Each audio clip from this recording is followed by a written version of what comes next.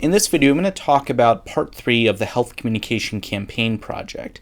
This builds on what we've done in part 1 and part 2 and moves us one step closer to that final overall product in part 4. With part 3, we're going to shift the focus a little bit and we're going to develop draft versions of your health communication messages. What you'll do is develop these messages, and you need to develop at least 2 different health messages that use different media or different channel to get your message across. For example, let's say one of my messages is a poster I'm doing to educate the target population on a health issue. That's one message. My other message might be a radio public service announcements or maybe a social media campaign.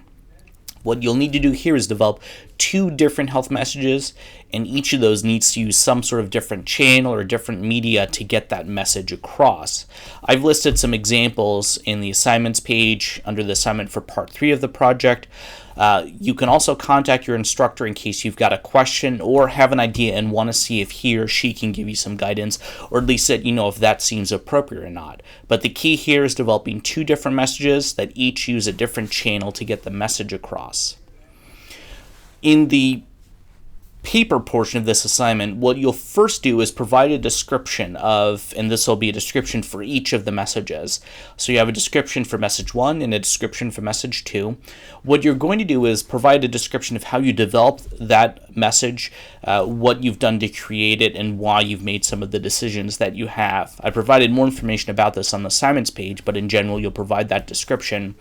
And then you'll also include both of those messages.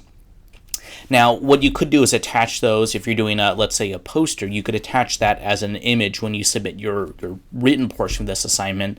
When you're submitting that, just attach that image and label it message 1. And let's say if message 2 is audio, you could attach that as an MP3 file or some other audio format.